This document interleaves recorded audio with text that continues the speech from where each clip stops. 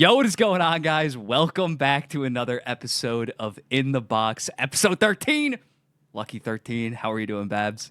We're doing great. We not a ton of stories this week, but we do have some spicy takes for you. So Yes, stay tuned. we really don't have much. We're going to talk about the Winter Classic and Stadium Series heading to Florida. Ridley Greig's 4-year deal at $3.5 million.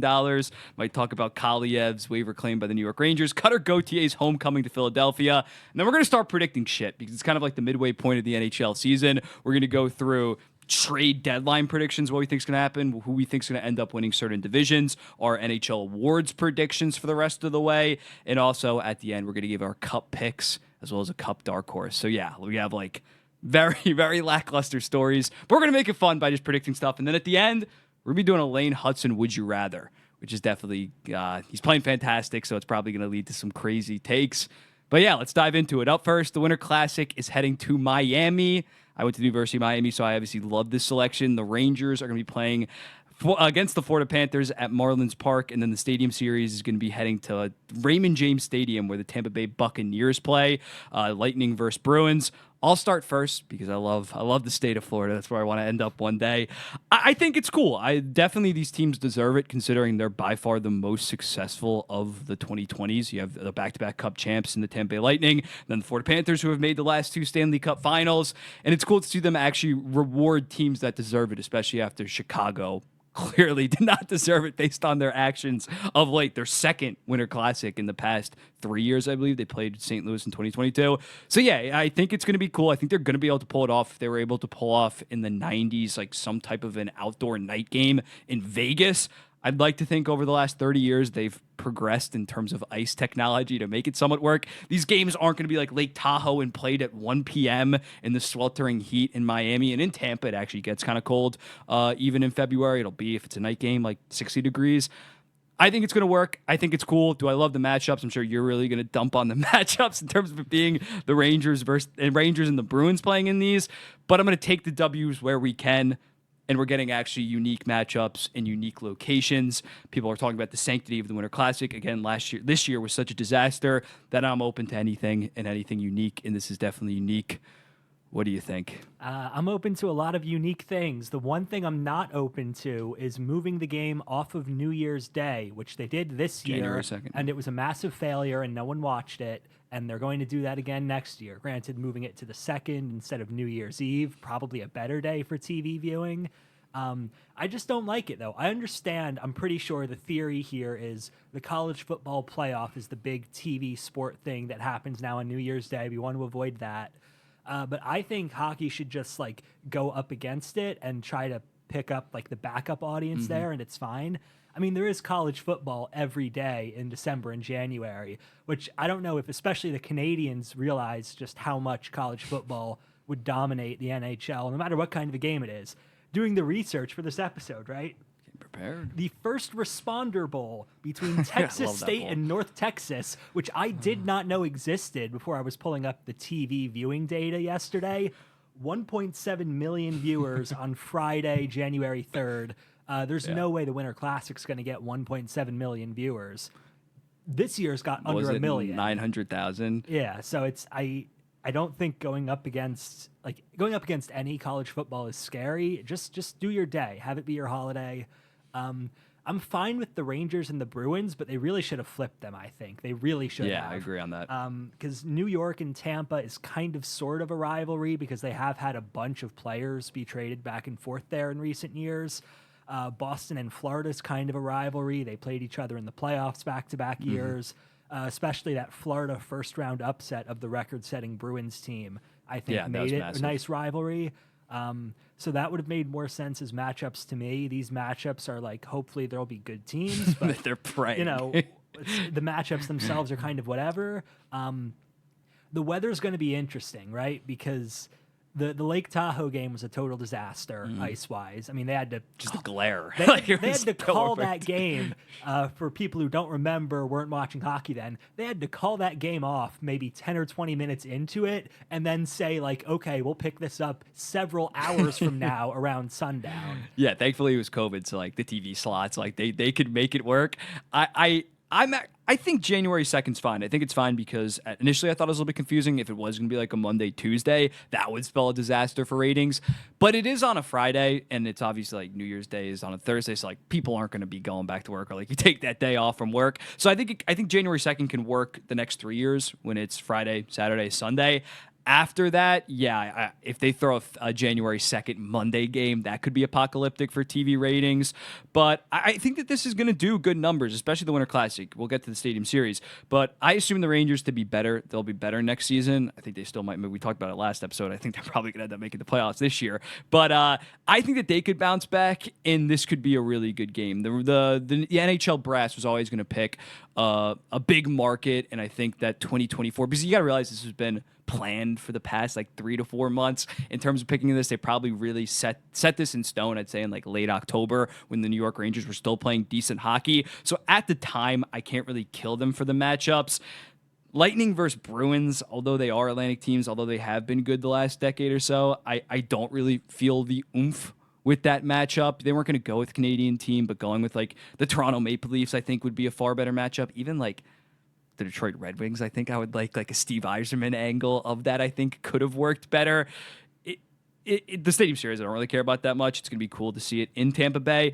But yeah, overall, I would say that this is a positive. I think this is a good thing for the NHL. They're actually thinking outside the box instead of just recycling bad teams that don't really deserve to host it.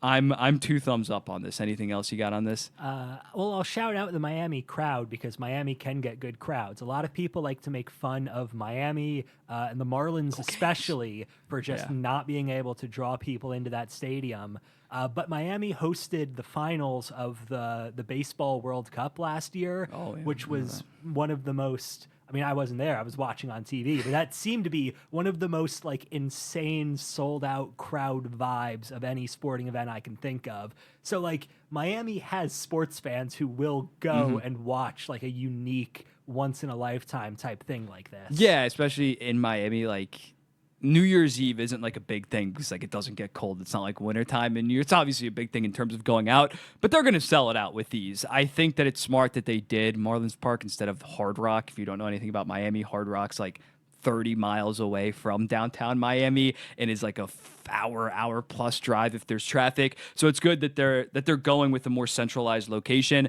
And Marlins Park is one of the most unique venues in the entire MLB, and it does have a retractable roof. It does. Just in case if it starts raining or something happens like that, there are massive backup plans. If something don't get me wrong, that would suck if it was too hot or if it was raining, but at least they're covering their bases in terms of if anything can go wrong, they'll be ready to react.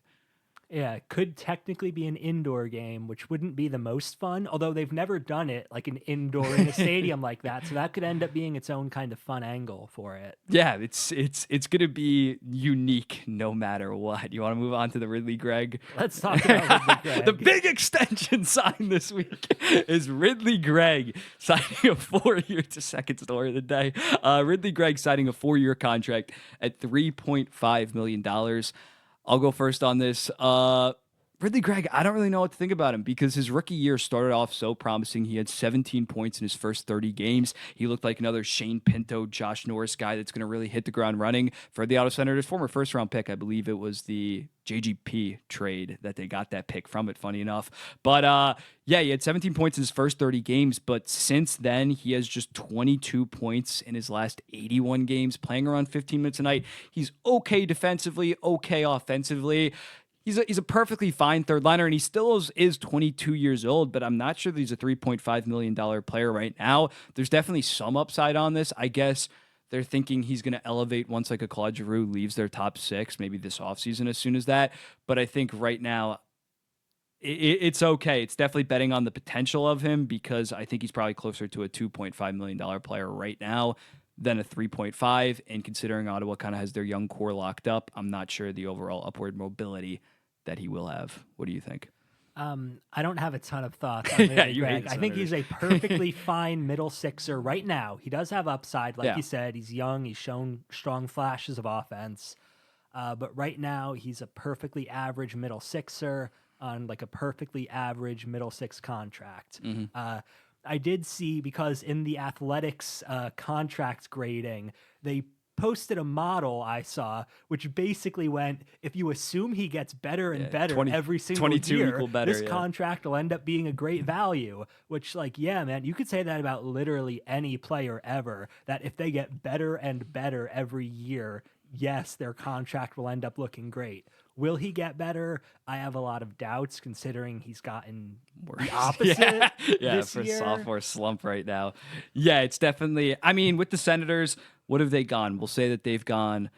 They've handed out what, like 5 big long-term extensions to restricted free agents. We can agree. Kachuk, great deal, only like $8.1 million. He's a top 50 player. Stützle, obviously great deal as well. Sanderson, I would say trending towards great deal, but he hasn't really taken that next step, but it's only $8 million. Batherson, great deal, but then you think about the Josh Norris deal, which is looking pretty bad, $7.95 million. I think he has like 6 years left on it. So Ottawa has been pretty effective with these long-term extensions. This isn't some massive 7-8 year deal, but I trust them with this, but I'm not going to act like this is some slam dunk. I could easily see them moving off Ridley Greig, packaging him along something else to get an actual true top 6 forward or a top pair of defensemen in the near future. I guess signing him, it gets them some trade value if teams really like him down the line. That's a good point to bring up, because in my head, he seems like the most tradable piece of their current roster if you want like a meaningful upgrade. Like if you're at the trade deadline and you're in 9th or 10th in the East and you're like, okay, we think this is our year, we want to take a big swing. He's like the one, productive nightly basis roster guy who I can see like move him and a pick and a prospect for, I don't know, maybe a JT Miller level player. This extension seems to take away that possibility for like right now, though. Like they're not going to extend him and then trade him. Yeah, I'm saying down the line. Yeah. If he doesn't take a big step, you can maybe sell a team when he's 24 years old. If he's still like 30-ish, 35-ish points to potentially take him on. But yeah, I really don't know what to think about it. Ottawa has a lot of some problems of late. Ridley Greig, I guess, is not really part of that. You might as well lock him up. Pretty decent deal. But do you want to talk about the Kaliyev waiver claim as well? Sure. Speaking of first-round picks that have kind of gone downhill since they debuted in the NHL, Arthur Kaliyev got claimed by the New York Rangers, had 28 points in 56 games in 2023, then 15 and 51, and then just wanted to trade, didn't really play this season. I like it for the Rangers. Might as well take a shot on a guy that's still like 23, 24 years old, had pretty strong underlying numbers back in the 2023 season. But it seems like at best you're going to get a bottom 6 forward, which again, you picked him up for nothing. That would be a win for the New York Rangers, but I'm not massively moved by this. Like some of their fans, they're saying that he could be a solid Capo Caco replacement and be a solid piece of value. Yeah, I mean, Kaliyev, he came into the league, right? And he has really good analytics that make me think there's going to be a breakout there. And then the actual numbers never really catch up to that. He gets stuck in the doghouse in LA. He's not really like a toolsy player, I guess. It's like everyone says the one thing about him is his shot, and he's really not scoring that many goals. So I'm not sure. Is he like physical? Not really. Is he fast? Not really. Is he like an aware, active defender? Not really. Although again, his defensive analytics do look quite a bit better than his reputation from every LA Kings fan I have ever seen talk about this guy. So I think it's like basically no risk for the Rangers because they do have minutes to fill now after that Kako trade. And like a medium potential reward. I don't think the upside is gigantic, but I think he could be a Kako replacement in the sense of he's like a Walmart Capo Caco. Yeah, what Kako ended up being was a third liner whose real production never lined up with his analytics. Kaliyev could end up being that, a totally okay third liner in that. Yeah, I think he's making like the league minimum practically, or like $900K. So compared to Capo Caco, those making like $2.3 million. It's a solid swap. You traded Capo Caco out for a third and a 6th-round pick. You got a guy of similar age that has put up similar production of half a point per game in prior years. If I was a Rangers fan, it's not been perfect for Chris Drury throughout this season and throughout his tenure. But I think this is definitely a win for them. I'm surprised that someone higher up on the waiver claim. I guess the Rangers are pretty high. Were high. Yeah, I they're thought like actually 6th. at the time of doing it, they were like 6th in the waiver I'm surprised order. like Chicago didn't take a chance. Like, well, you're playing Ilya Mikheyev or like bums like that. Someone else probably should have claimed him because, again, he still is only 23, 24 years old. I have seen you were making a joke last week about someone you believe might be older than their listed age. I have seen, I'm not going to say credible rumors, but like internet social media chatter that Kaliyev's age reporting might not be 100% accurate. Yeah, because he's from Uzbekistan. He's like the only player ever from Uzbekistan, so it's pretty cool. But he came over very young to the United States and played in the United States, played in the OHL. So yeah, maybe that is a case. Yeah, who was I saying? Svechnikov? Because Svechnikov at like 19 years old just absolutely plateaued. That's a good theory. I definitely love diving into wormholes like that, like saying that the Russians are older. Nail Yakupov was 24 when he got drafted. That's why he stunk. But anything else you got on that? Nothing Or you want to else move on there. to the Cutter Gauthier hate party? Cutter Gauthier finally debuted in Philadelphia. Of course, they booed him, said, go F yourself, basically. Chanted Jamie Drysdale's better, which I personally do not agree with. I Scored a goal though. Yeah, that was pretty funny. I literally tweeted out, I was like, this is embarrassing. Like I'm all for telling Cutter Gauthier to go screw himself, but saying that is just desperate, bro. And then immediately after, Jamie Drysdale, like 5 minutes later, scored a goal. They won 6-0. Travis Konechny got in his face and basically told him off. Like, I assume he was saying, like, bro, you left here and we're dogging you. Like, go fuck yourself. I don't know if I should be cursing on the pod. But yeah, it was a dominant performance of the Philadelphia Flyers. I believe my New York Islanders won the first game that John Tavares came back, and like, it's not a Super Bowl, but it definitely is something that you get hyped up about. If someone that said that they didn't want to be there, didn't want to play for your team, and you kick their dick in, it always feels good. I'm happy for Philadelphia Flyers fans. Funny enough, Cutter Gauthier, after they got shut out 6-0, the next game, 2 goals, including an OT winner against Carolina. Where the hell was that when he was playing against his team? He could have shut them the hell up. But yeah, I think for Philadelphia, there wasn't anything like egregious. I don't think they were throwing things at him on the ice. So yeah, I respect the Flyers fans for being passionate. If someone actively tells you that they don't want to play for your team, you have all the right in the world to boo them. Basically forever, in perpetuity. When it's like a big name like that, if it's some like middle sixer that hits free agency. But yeah, when it's a guy that you expected to be a core piece, him and Michkov be the future, and he kind of completely screwed over the future because they only got a 2nd-round pick, which will be decently high this season, as well as Jamie Drysdale took a massive hit to their future.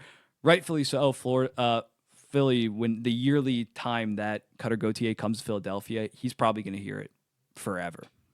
I love this from the Philly fans. I mean, the Philly fans have not had a ton to cheer for this season. The Flyers, I guess technically everyone in the Metro is competitive because the East playoff fight is so weird this year. But the Flyers don't feel meaningfully competitive in any real way. So it is nice to see, like, you know, this is still a hockey market, right? The fans will care if you give them a reason to, even if the team's not that great. I thought it was very funny that Cutter Gauthier, after the game, said something more or less to the effect of, there's a lot of misinformation about there and people's talking about rumors they don't know anything about. But I'm not going to say anything. I'm not going to put anything on record. Like, you either need to just like accept it and take it. Play the villain. There's nothing wrong with that. Say what you want to say. Yeah. You can't say like, oh, the story, people have it wrong, but I refuse to tell anyone what the right story is. That doesn't work for me at all. Yeah, playing the middleman like that is annoying as hell. Like John Tavares, the only reason I think if he wanted to trade at the 2018 trade deadline when we were out of the playoffs and we traded him, I don't think that there would be bad blood because we could have recouped a bunch of assets for him. But the fact that that he decided to hit free agency and like, oh, I have such a tough decision, and then he ends up going to Toronto and leaving for absolutely nothing. That's where the problem lies. Him the kind of just like, oh, I thought about going back to the Islanders so much. And similarly with Cutter Gauthier, like, just own it. Like, the Philadelphia fans would probably respect you more if you just said, yeah, I preferred to play in Anaheim, which had better young players, better overall weather, quality of life compared to Philadelphia. Playing this kind of middleman is just going to get you even more hate in basically every single circumstance. It's definitely not getting him sympathy. I mean, these are Philadelphia sports fans. You're not going to get sympathy from them by trying to do half measures. Yeah, and one other thing I want to talk about that, how you mentioned that there's such a good hockey market, and I think that they are, because this is getting off topic, but like, I remember when Matvei Michkov said that he really wanted to go to Philadelphia, everybody was like, oh, it's Philadelphia, it's an absolute trash hole, like trash market, treating it like it was Arizona at the time.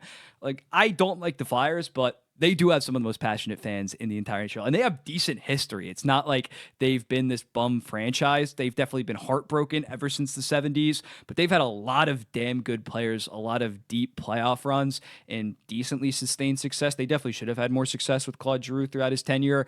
But yeah, Philly, passionate fans, I respect the hell out of them, even though I don't think that they have that good of a future, and I hope that the Islanders absolutely kill them every time they play. They announced earlier today, too, building a new stadium in Philly. Oh, yeah, we probably should have thrown that on. Yeah, is that going to, that's 1,000. It's been talked about. At one point, Yeah, the 76ers were going to Camden or something like that, yeah, right? So there was been a lot of back and forth. Yeah, I'm, I guess, more the Philly end guy from closer to that area. 76ers fan over here. So there was a lot of back and forth, really, the Sixers negotiating with the city and saying, like, oh, we'll build in Chinatown, we'll build across the river in Camden, New Jersey. And the answer they ended up coming to is just, we'll build it right next to the Wells Fargo Center. Same parking lot and everything. Major switch up from the deal that the city council voted on last month. So what the hell are they going to do to Wells Fargo? Just blow it up? Eventually, yeah. Yeah, like that. That's insane. I saw it said like southern Philadelphia, but I assumed that it was like at least like a mile away. It's just going to be... No, the same parking lot complex there. And they renovated. They spent $400 million renovating Wells Fargo. They did just renovate yes. it. Yep. We won't bore you guys with arena talk, but that is absolutely insane. That just goes to show that they were not happy with Wells Fargo. We're going to move on to our midseason predictions. We're going to dive into this because we're about at like the 40 to 45 game mark at this season. We're going to start with the trade deadline. I'm going to give you a player. We're going to go 3, 2, 1, whether or not we think that person's going to get traded, and then we're going to go through it. All right. Mikael Granlund, 1 year left at $5 million. The Sharks don't have a retention spot. They would have to get someone else to half retain and give them like a third or a fourth round pick. 3, 2, 1, not Keep traded. him, yeah. We'll do traded and not traded. But Okay. yeah, I think that retention spot definitely plays a part. And I feel like he just has been so good in San Jose that you might as well, as long as you can like keep him on like a less than 4-year deal, maybe give him 4 years. I think you make it work. He definitely could make more money on the open market. Some dumb team would give him 5-6 years at like $6.5 million. But if he really likes San Jose, keep him. Losing him out of your lineup would really hurt this team next year, even though they do have this influx of young talent. He has been outstanding for this team, a consistent 70-point guy. And getting the 23rd overall pick from some contender this year isn't going to make or break their rebuild. They already have most of their key pieces. Once they get a top 5 pick this year, potentially Matthew Schaefer, maybe they need another defenseman, but yeah, they're going to stink next year as well. Like, they're set on picks. I would just bring Granlund, even though he might not be on the team that eventually contends for a Stanley Cup at the start of the decade in the 2030s. Yeah, I mean, I look at the Chicago Blackhawks and how Connor Bedard has struggled quite a bit without having any actual offensive talent around him. And I think that, Granlund doing so well in San Jose is important for the young guys in San Jose, right? I think it's meaningfully helping Celebrini's development that he has a guy like Granlund there to play with. And if Celebrini and Eklund and Will Smith were all playing with, entirely a team of other guys on ELCs who can't buy alcohol in the arena, like a combination of that and like career bottom sixers being asked to play up the lineup because we're tanking, I think that would hurt their development. I think what San Jose has going right now, it's not going to win a lot of games this year or next year, but clearly there's real growth there. I do think this tank needs to go on a little longer. I do think they definitely need more defense, especially in that system. But I think that the value Granlund gives to the young guys, like you said, it's worth more than another very late first-round pick. Mm-hmm. Yeah, agreed on that. Brock Nelson, 3, 2, 1, not traded. I think the Islanders are pulling their typical bullshit right now. I think they're going to go like, they've already won, 3 straight? I think they're going to play pretty good hockey and convince Lou Lamoriello to buy, not massively buy like a Bo Horvat, but yeah, I think the Islanders are going to start to find their groove and either barely make the wild card or just barely miss, and Brock Nelson stays on this team and then potentially walks in free agency. I just think the Islanders, they're in a pretty bad spot, I think, no matter what they do. But they could be they could be in an even worse spot. The Islanders are a team where like actually adding a late first round pick probably would help a ton in their situation. if you really believe you're going to keep Brock Nelson forever, then keep him, I guess. But I don't know. You already have so many centers. It seems kind of unlikely to give it like another long-term commitment to another center, even if it's, the one you have now. It's their lineup construction doesn't make a ton of sense the way it is. And Brock Nelson is probably one of their best forwards. I think in a vacuum, given Horvat's contract, I would rather have Nelson, assuming that the future contract is reasonable. But like the team you have right now is you have Horvat, you have Barzal. I'm not sure so much how Nelson fits there. Like we see how the fit looks right now. It looks like their offense is really not good. Yeah, I think it's probably time to move on. Next up, we'll do Pedersen or Miller. Either or, one of them getting traded. 3, 2, 1, not traded. I think it probably happens this offseason. I think that it's gone so public that I feel like they have such bad leverage right now. And I know you can argue that if this continues into the rest of the season, they're not going to have a ton of leverage there. But yeah, I just feel like moving out players of such cap hit and such magnitude probably happens this offseason. And like, it's not just them with the Canucks. Demko's been hurt. Phil Pronik's finally back. But like, you don't want to punt on a year of prime Quinn Hughes, but he still is only 25 years old. Don't panic sell in the middle of the year. Sit back, reassess, make changes. If you told me that by September 1st, one of them would be traded, I would agree, just not by the deadline. I'm wanting to lock in on the one part you said that you can't afford to waste a year of prime Quinn Hughes, and you can't. Right now, by points percentage, Vancouver's out of the playoffs. I don't think his West pick a month ago. It was, yeah. Demko can't seem to play 2 games in a row, which is a big thing hurting them, and also this chemistry issue. But I do think the team as it is now with all of this bad blood, I'm not convinced they'll make the playoffs. And I do think if you can trade Miller or Pedersen for like almost vaguely roughly equal current talent, you're a safe playoff team because the talent's there. It seems like the issues are all locker room based right now. All right, next up, the Columbus Blue Jackets, Ivan Provorov, 3, 2, 1, traded. Not traded. This is tough because, I feel like it's such a magical season right now, what they're having, and you don't want to infringe on that. But I still think that they potentially should trade him if they can get a package similarly to like a Noah Hannafin, a first and a second, or a first and a third. They have Denton Mateychuk coming up in terms of a top 4 defenseman. I think you got to prioritize the future in this spot instead of trying to make the playoffs. As amazing as that would be to make the playoffs for Johnny Gaudreau, they're not going to do anything in the playoffs if we're going to be 1,000% honest. And I still think they can make the playoffs even if they traded Ivan Provorov. And maybe it's some kind of deal where you get a young defenseman in the second round pick so you stay competent. But I still don't think that Columbus fully has the core pieces, especially with Lindstrom now dealing with injury. Fantilli has been very hot of late, but I don't think that they're in a spot like San Jose where you re-sign a guy for multiple years. Ivan Provorov's a 28-year-old, 29-year-old that's going to want an 7-year deal, like a Zadorov kind of deal, 7 years, $5.56 million. And if I'm Columbus, I already have Severson on that kind of money. So I'm staying away and I'm trading him at the deadline. Yeah, I don't disagree with anything you're saying about the contract. If I'm Columbus, frankly, I want Provorov to leave in free agency. I want that kind of a long-term deal to potentially be someone else's problem because I really don't see Provorov aging that well in the scheme of things. I would be terrified giving him 7 years on a young team, let someone else make that mistake. But I don't see them selling as is. I think, I do think the external factor does have something to do with it. So there's this extra push of like, we do want to show the fans that we're trying and we care and we're putting in the effort. Whereas, if Provorov was the exact same player and Detroit was the exact same spot in the standings as Columbus, I think Detroit's playing good. That's a bad example. That's a bad example. Detroit's playing great. Yeah, you're saying like if they were Buffalo or something like that, like out of the playoffs, they would trade him? I'm saying like right in like the fringe spot of the playoff, the team on the ascension, kind of like, Detroit, it's, iffy on if they end up going to make it or not. They're like a young-ish team that probably doesn't have the core pieces yet. Yeah. A team in Detroit's case, I I think they would sell a guy like Provorov. Instead, especially with Edvinson and ASP coming up. Yeah, that makes sense.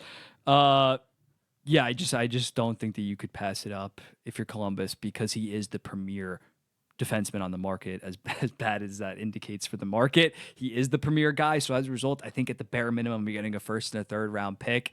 And if you're Columbus, you kind of got to do that, even though it would be awesome to make the playoffs. And then we're going to finish off with John Gibson. Still has like 2 years left after this at $6.3 million, but teams might need goaltending. 3, 2, 1, not traded. Yeah, I still think there's just too much term. If Colorado still needed a goaltender, maybe I see Carolina getting thrown out there. I understand like the quick fix. If it was a rental at $6.3 million, maybe you do that. And you can't rely on Freddie Anderson, but still, you do have Kachetkov there that can be somewhat relied on. It's just too big of a risk. He's playing great right now. Don't get me wrong. I've shit on him in prior years because he objectively wasn't playing good, even though he was on a bad team. But this season, he's playing great, but still too much cap hit. If Anaheim's willing to retain $1 to $2 million, I'm trying to think what team would want him besides Carolina. Is there anybody else? Honestly, probably a bunch. I could see Vancouver, if Demko is really not going to get healthy, make that kind of a switch up. Edmonton, maybe. The Oilers. Yeah. I don't see how the Oilers would get the money there. Probably have to ship out Stuart Skinner, but I don't know why Anaheim would want Vegas Stuart Skinner. Vegas loves playing musical chairs with goalies. I also don't know how the money would work there, but I do believe, Vegas is a contender. Gibson is an improvement on their goalie situation currently.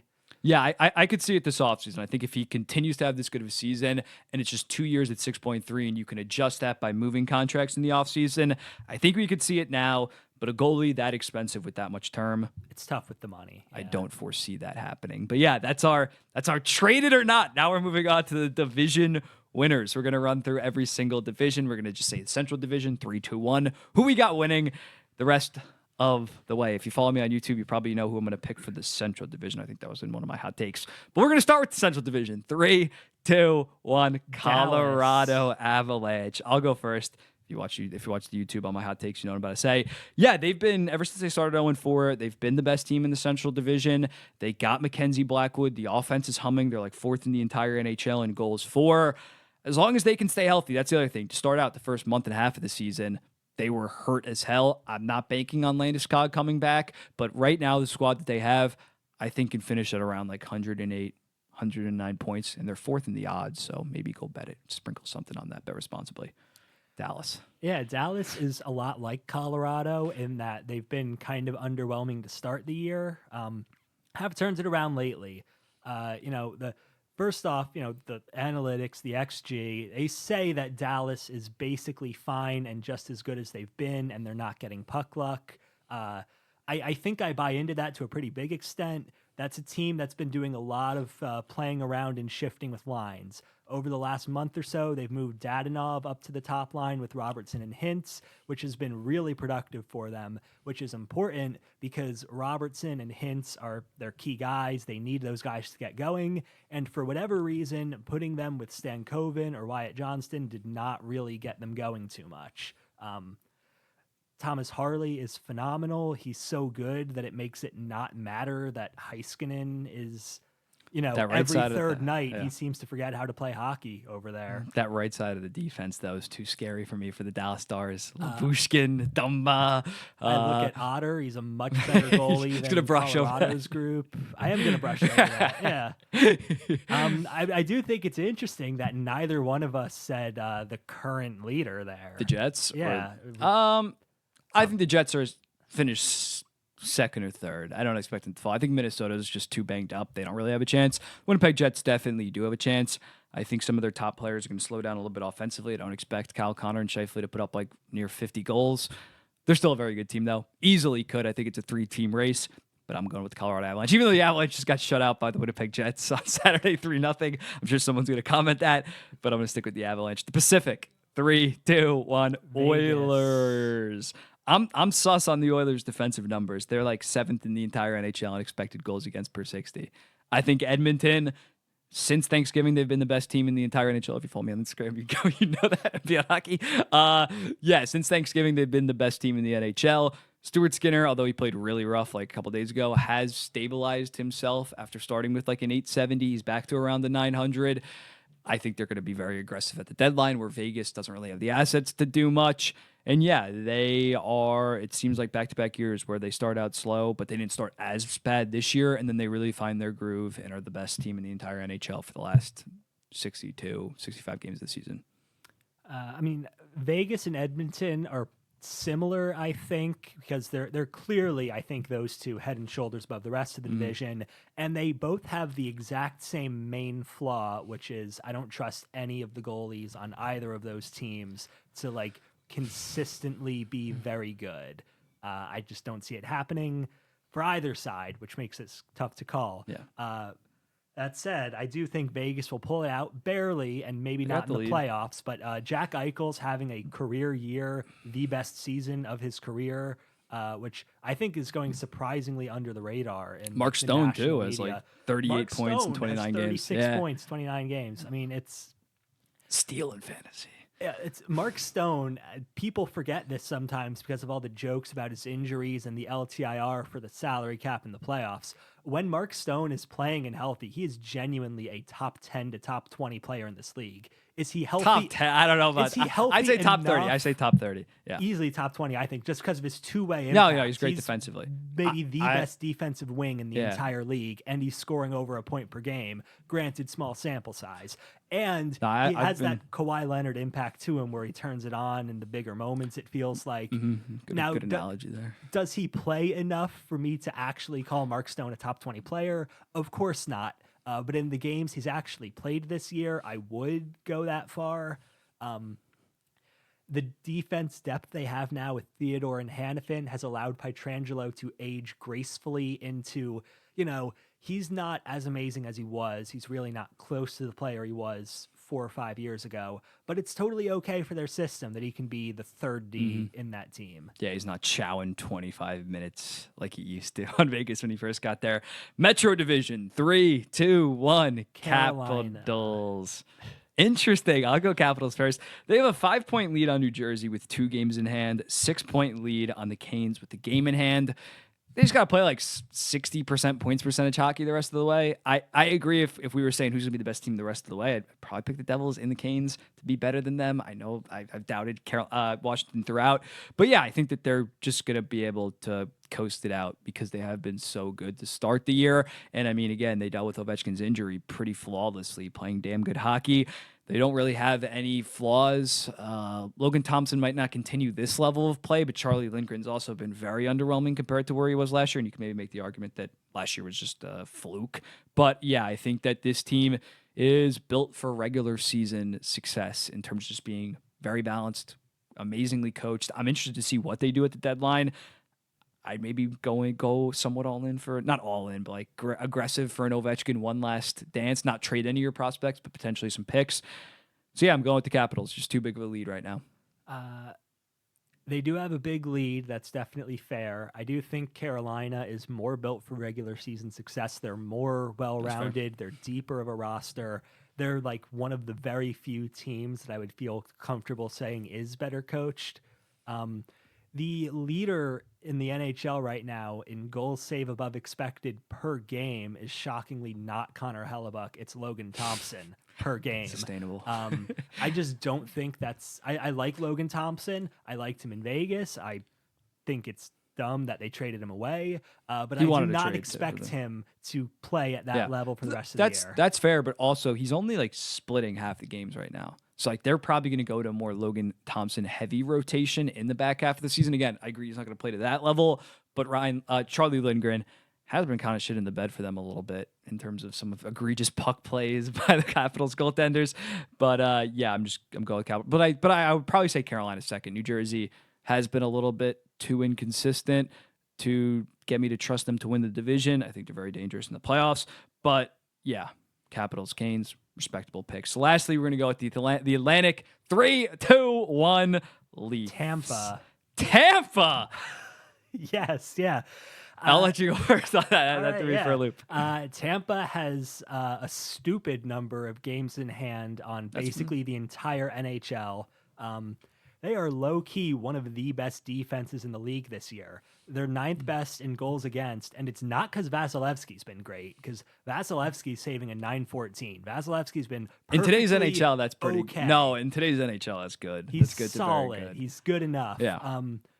Ryan McDonough, I don't Stud. know what it is there, but like he clearly still can play at maybe elite level is overselling it a little bit. Nah, But like he's elite been for first, what second. you want Yeah, for number two, he's been elite for sure. like a defense first D man, which is crazy based on what we saw in Nashville. Maybe he's just more motivated now that he's on a real contender. The skaters they have in place are all great. There's nothing I see where it's like, oh, they can't keep up these paces. Braden Point, phenomenal. Kucherov, phenomenal. Hedman having a really good year, which he's had like a very big inconsistent run of like 4 years. But is Hedman like right now in this minute is going really strong. Yeah, he's been a top 5 defenseman. I think Tampa's a very dangerous team come playoff time, but I look at the Toronto Maple Leafs, who are pretty easily in first right now, and that's with Austin Matthews being out like 10 to 12 games on top of like he's clearly going through some type of injury, considering he's just barely above a point per game. The goaltending tandem, although I don't think Stolarz is going to come back and be the level of goalie that he was before he went down with injury, but he's been out the last couple weeks. So I think similarly, not to be basic with the Capitals pick as well, but I think that they have a big lead, and with the way that their other stars are playing, like a Mitch Marner, William Nylander playing great, the ads of Chris Tanev, the ads of Oliver Ekman-Larsson, I think that this team is just going to coast to like 108, 109 points. Tampa is below 60%, I believe, in points percentage. Do have games in hand, but I do not foresee them catching the Toronto Maple Leafs. Anything else you got on the divisions? No, that's all I got there. We are gonna we're gonna do our awards, and then at the end we're gonna do our cup Okay. and dark horse cup. Yeah, I don't want to spoil everything. We'll save the big daddy for last. Hart Trophy. Oh man, Who do we think? This is who we think's going to win the award, not who we would pick. Who we think at the end of the season we're going to pick, if that makes sense. So we got to factor in dumb voter bias, if that we makes sure sense. do. Yes, I came that's prepped on this why. one. Yes, that's why my first pick is pretty dumb voter biased. Hart Trophy MVP, or we probably shouldn't start with the Hart, but screw it. If you're watching at this point, you're probably going to watch all the way through. 3, 2, 1. Nathan McKinnon. Yep. Yeah, if he wins the Art Ross, I think he's probably going to win it, although he does have other very good players like Makar and Rantanen. I think you look at other people like Draisaitl that's playing great. I think he might get canceled out by McDavid. Connor Hellebuck, a goalie playing in Winnipeg, a small market in Winnipeg, unless they win the President's Trophy, it's probably not going to happen, even though he'd be my pick. You got to play in Montreal, you got to play in Toronto, New York for that to potentially happen. Quinn Hughes, although he is having a carry akin to a Taylor Hall in 2018, he still has those big names on that team where I don't think people are going to see it like that. And Kaprizov has missed too many games. That's where I stand. McKinnon, boring. Yeah, I agree. It's boring. So I need to get this hot take out. Spio. It's going for it here. If it was up to me, I would build a finalist trio with no forwards this year. I really do believe that. I think that you put things in context and, narrative matters. What you're doing, the team you're around should matter. Quinn Hughes and Zach Werenski are both leading their teams in points as defensemen. Quinn Hughes is carrying a toxic locker room to hopefully the 8 seed. Well, he's the captain. Maybe you should make it less tough. I'm not trying to slander Quinn Hughes. Canucks fans, lay off. Zach Werenski is leading the most surprising of all the playoff teams, which if the season ended today would be in the playoffs. And then Connor Hellebuck as, the best goalie in the league, carrying right now the leader in the West in points. I think that all three of those guys are more valuable, right? Are giving more of like the Hart narrative factor to me than, okay, well, McKinnon has a bunch of points. He's also playing with the top 10 scorer in Rantanen. He's also playing with the defenseman who's leading the league in scoring in Kel Makar. Draisaitl and McDavid, you're saying yourself, right? Like we might end up with 2 of the 3 finalists being teammates, like passing to each other, doing double points on the same power play. I just don't really buy that that's what the Hart Trophy should be for. I think there should be more allowance for like, wow, this guy carried a not so great team to this season. Yeah, that's fair. But But I do factoring agree. in I think voters' McKinnon will win. Yes. I expect that McKinnon and Draisaitl and McDavid probably in that order will be the I three think finalists. Kucherov might get a finalist if he's leading Tampa by like 40 points as well, like he's on pace to do right now. We're gonna move on. Norris Trophy. Who we think's gonna win? 3, 2, 1. Quinn Hughes. I think they're gonna make the right call. Quinn Hughes, although he missed 4 games, has 47 points in 38 games, on pace for more points than Makar.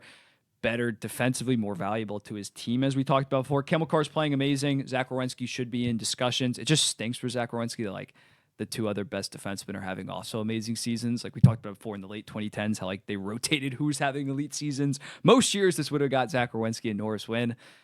But yeah, I think it's going to end up being Quinn Hughes. I agree with that. I would have Makar third. I want to put on record. I would go Hughes, Werenski, Makar. That's fair.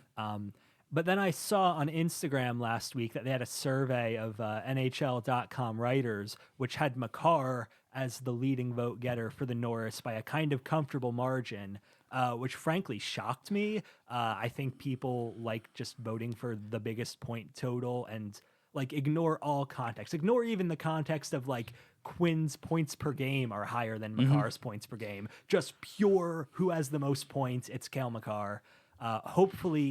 Hopefully that's not how the award actually shakes out, assuming everyone keeps their current pace. Yeah, I think there's definitely a Makar bias. He was a finalist in 2023 with Carlson and Fox, and he missed 20 games. Like that's how much. Even last year, I think Adam Fox probably should have been a finalist over Cale Makar. But I think eventually once the games play out, because Colorado's played like 3 more games on top of Quinn Hughes getting hurt. As long as Quinn Hughes doesn't have another injury, I think if he does miss another 4 games or something like that, it's probably be Cale Makar's. But yeah, right now, Quinn Hughes. We don't have to waste any time on the Vezina. Connor Hellebuyck. You agree? Yeah, there's no discussion. We agree. There. Yeah, he'd have to play like 900 hockey the rest of the way. Like he's so far ahead in wins, which voters care about, as well as goals against average. It's all but a lock. Really, just the question there is like, will he be unanimous on that? Very good point. Will Logan Thompson get at least some support? Gustafson might get some. He's the one guy that could. Some like beat writer in Minnesota might say. I'm just thinking if we're like building in, Logan Thompson's going to play a lot more in the second half than the first, possible. And Washington stays up in the standings. I don't expect Logan Thompson to win, nor do I think he should, but I do think maybe he can steal some votes. Yeah, I'm trying to think who.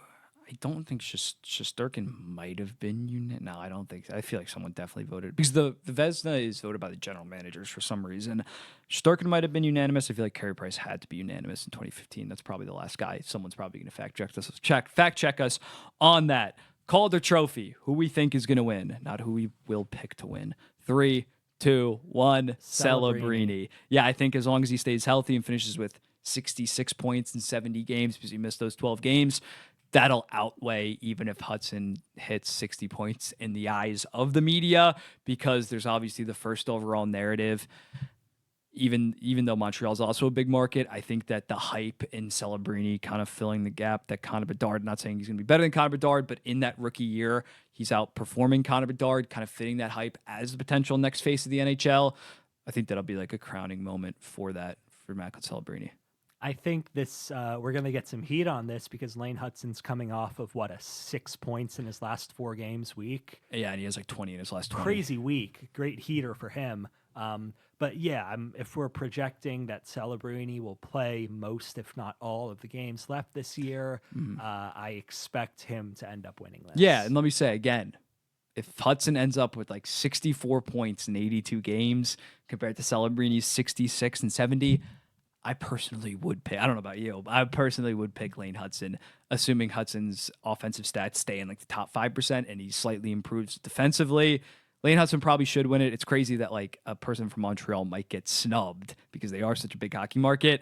But yeah, the forward, the center, first overall pick, it's the perfect package for the NHL to really slurp up more Macklin Celebrini. The Selke Trophy. 3, 2, 1. Barkov. Pretty boring. He missed a bunch of games, but I feel like it's not going to matter. This is fully going to crown him as the next Patrice Bergeron. Selke voters tend to go on autopilot and just like check off the same couple names every year. Let's say he gets hurt. God forbid, for another 10 games, who would you go with? Probably I was about Kopitar. to say, next guy. Oh, we gave him 2. We'll just pencil him in. Yeah, I mean, it's to be fair, and this is crazy. The LA Kings do have the best XG percentage in the National No, Hockey he'd be League. deserving of it. Yeah, no, I'm not just that. I think Sorelli also potentially could be in the mix as that guy that also could be the next, if Barkov didn't exist, probably would have been the next Selke contender for the next decade. He could be. I mean, it feels so tough because there are some awards where they like to pass it around and give it to different guys.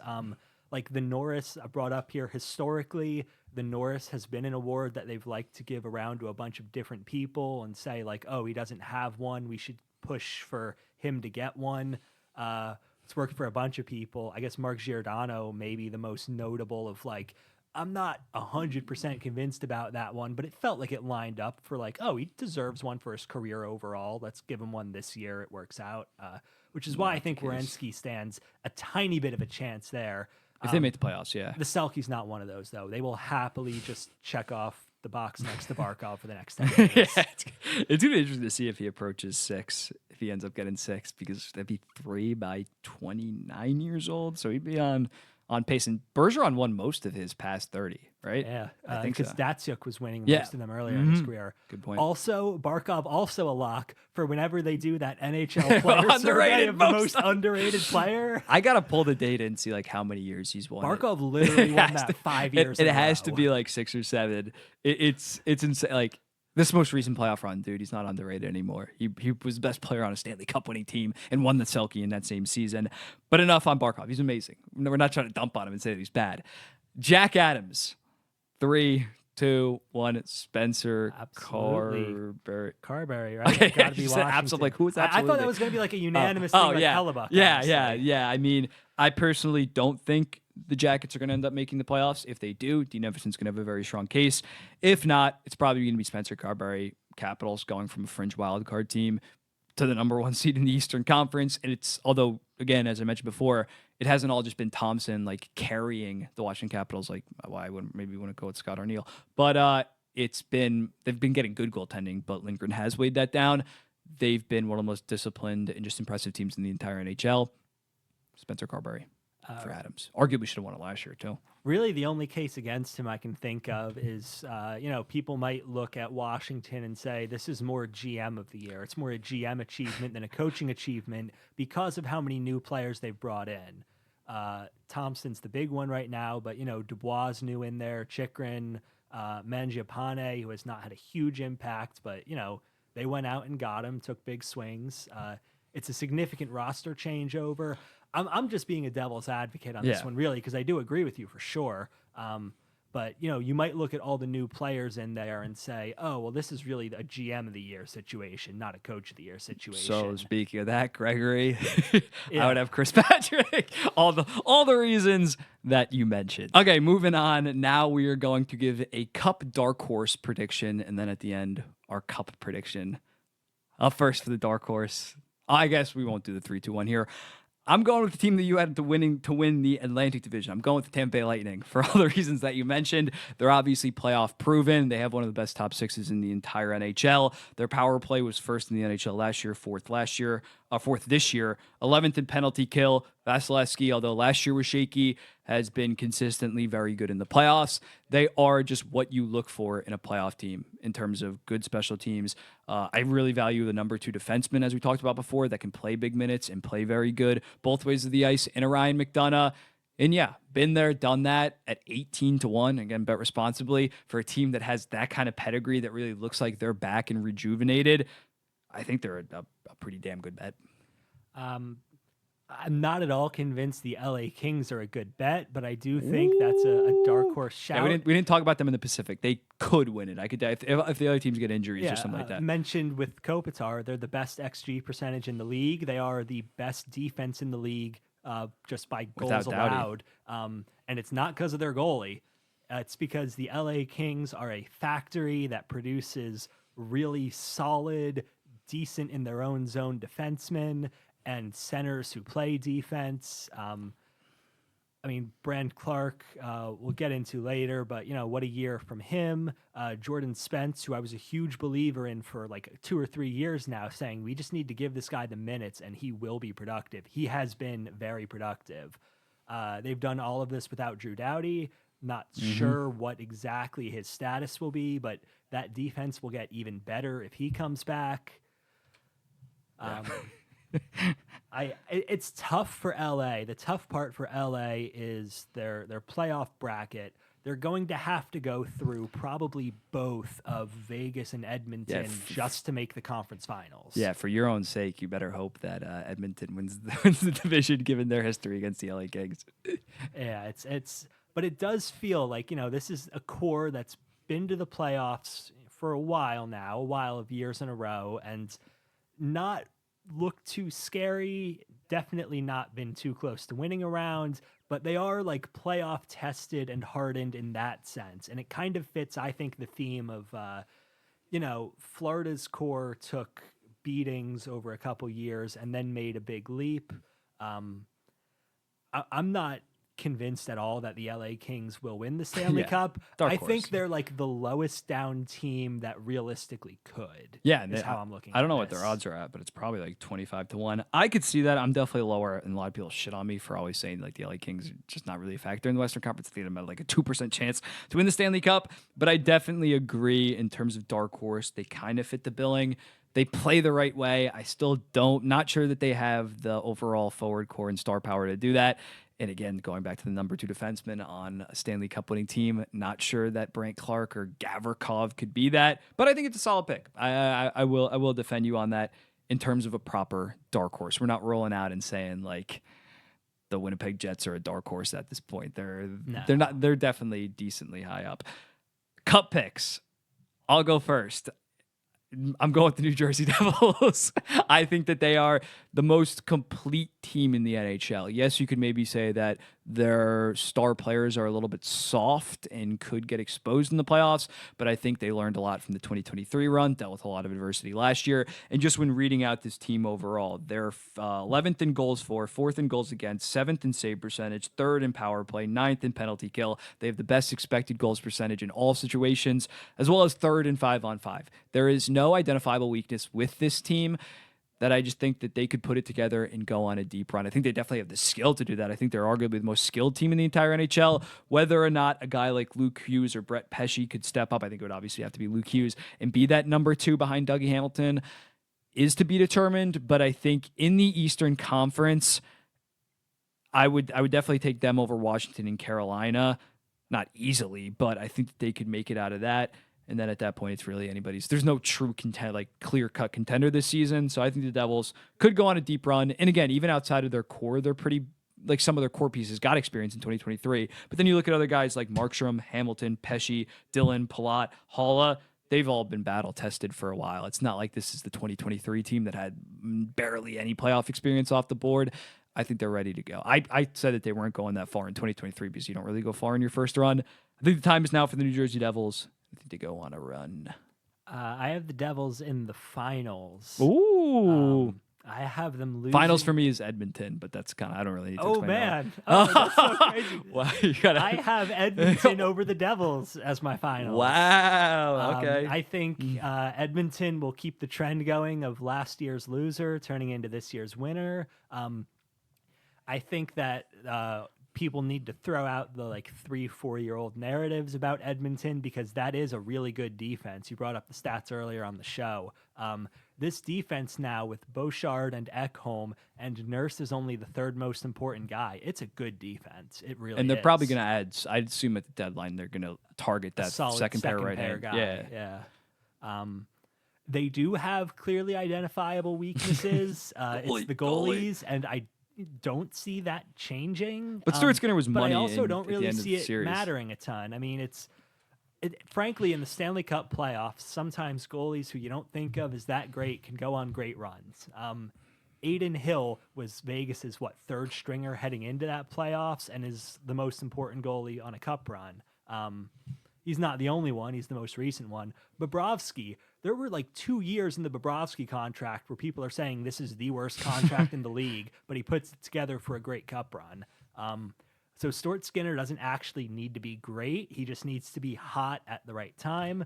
And their upside ceiling, after seeing how McDavid played in the playoffs last year, they're scary. And I think they'll put it all together finally this year. Yeah, and they need to be aggressive at this year's deadline because it is the last year of Draisaitl only making 8.5, Bouchard only making 3.9. Yeah, I think. So yeah, we're clearly agree with each other to a degree. We just have a different thing. I think Jacob Markstrom is such an upgrade compared to Stuart Skinner that I would go with the New Jersey Devils slightly, and I feel like the New Jersey Devils defense core is definitely far deeper than an Edmonton Oilers. Oilers, I would give them the advantage on the power play in the forward core, though. And of course, when you have like such high-end players, obviously that dwarf the Devils, that could be the difference. It's deeper, but I don't think it's better at the top. No, that's fair. That's fair. Bouchard and Ekholm, I would both rather have than any of the Devils defensemen right now. Yeah, that's fair. But then the Devils just go Siegenthaler or they're deep. Hughes, their third pair is Pesci, better than Edmonton's Kovacevic, has been awesome this year for them. Brendan Dillon.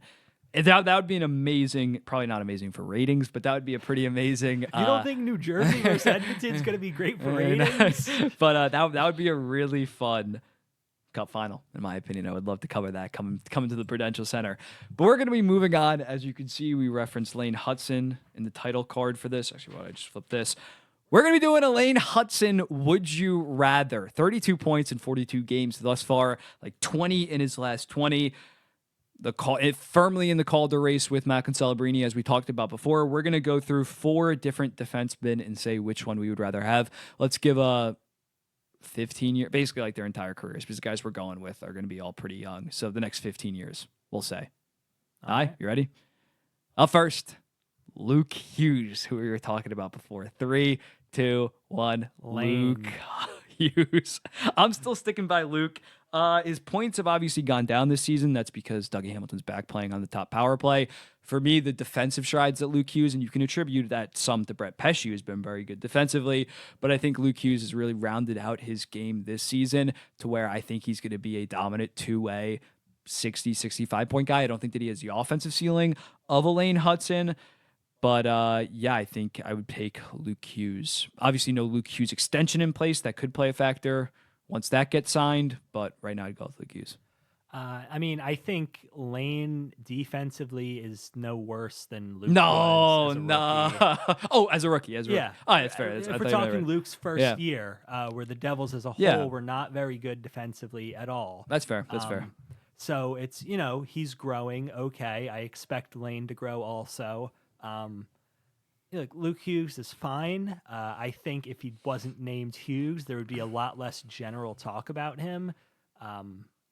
I still think that he's 21 years old. I think he's still very, very young. He was one of the youngest people in his draft class. He's like a September birthday. He's only like 6 months older than Lane Hutson. But yeah, you go on. I'm just not convinced Luke is ever going to be the 60-point type guy. But he was 47 last year at 20 years old.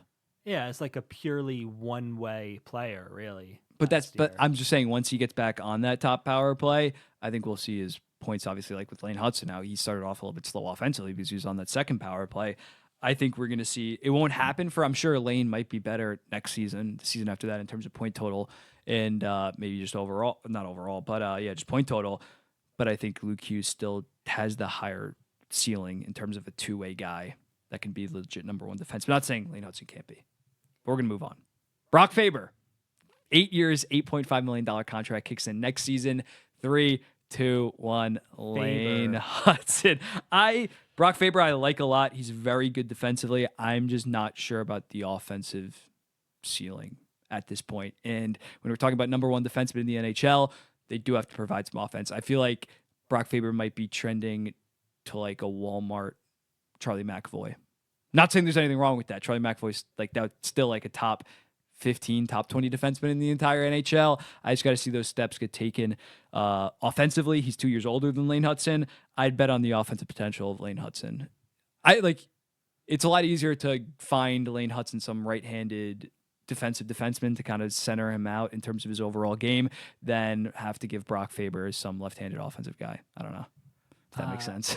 I'm not convinced that's at all true. When you look at like what Carolina has done and the revolving door they put next to Slavin of finding these constant one-way defensemen to put up next to Slavin, I think Slavin is like the ideal comp for Brock Faber, and I do think having Faber be cost controlled long term now is good. I think people will look at the dollar amount and the points and say, "Oh, geez, that's a big contract." I don't know. I think he's gonna be well worth his contract. I think he's going to be well worth value. it, and I expect Lane and eventually Luke Hughes to sign bigger contracts than Faber when they come to their long term extensions. I guess what I would say is Carolina arguably has not won in the playoffs, made it to a Stanley Cup final in part because they don't have that elite offensive number one defenseman, though.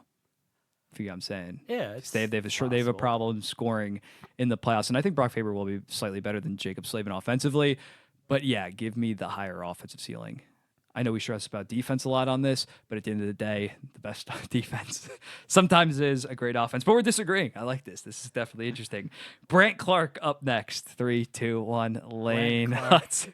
I think Lane Hutson's been better this season and is still a year younger. It's kind of my argument for this. I really like Brant Clark. It's weird. He's been getting some power play looks, but has not really thrived into a bigger role. He's still playing only like 16, 17 minutes a night. So that's a little bit concerning still. LA's been a great team. He's been great in his minutes. But yeah, I'll go with Lane Hutson that's been playing like 22 minutes a night and has really popped offensively and provides so much flair at the blue line. Yeah, I mean, the irony, I guess, talking about power play is that Montreal probably has like better players for a power play than LA does. Just like if we're grading out your top 3 offensive forwards, Montreal is better than LA in that one specific area. Mm-hmm.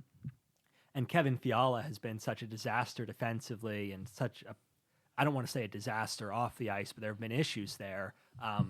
He's just not like reliable at all, and that's your primary, shooter, scorer on a power play. You have Kempe too. You have some guys.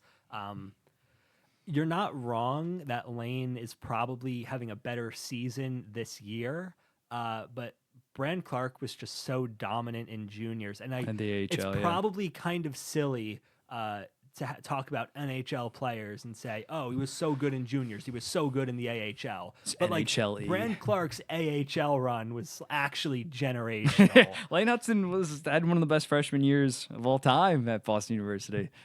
It's true. All right, we'll move on. Lastly, Noah Dobson. 3, 2, 1. Lane. Yeah, Noah Dobson, even regardless of if he deserves it or not, is probably going to get some kind of 8-year, $8.59 million contract. Noah Dobson obviously has a higher floor than Lane Hutson. But Noah Dobson just on a nightly basis sometimes pisses me off so much. Still love him, still an Islander, but there's just too many lapses of judgment, dumb turnovers late in games, just bad decisions. I'd bet on the youngster in Lane Hutson that's still team controlled. It's going to be an RFA for the first time this summer. It's going to be interesting to see if they lock him up to some kind of like Slavkovsky extension and get it done real quick. I'll go with Lane Hutson, just way more dynamic offensively for me personally. I think we've probably seen Noah Dobson's ceiling last year, yeah. I think if he was going to develop more of an all-around game, we would have seen it by now, and we haven't really. I'm not convinced, at least, that he's like the kind of all-around two-way type guy that you would want there. And he's not like the most dominant offensively, right? Like we're not talking like Cale Makar, Quinn Hughes level scoring. We're talking like peak Alex Pietrangelo level scoring, with definitely none of the own zone qualities, very few of the own zone qualities that Pietrangelo had. I'm not totally convinced Noah Dobson's a number one. He's going to get paid like a number one. I agree with you on that, which could be a real landmine of a contract. Give me Lane, absolutely. Aye, that's it. That's the episode. Went for over an hour. Good stuff. Well, hopefully we got some news stories next week. I freaking beg. We're going to do like 2/4 or 60% of the season predictions at that point. But yeah, thank you guys for watching.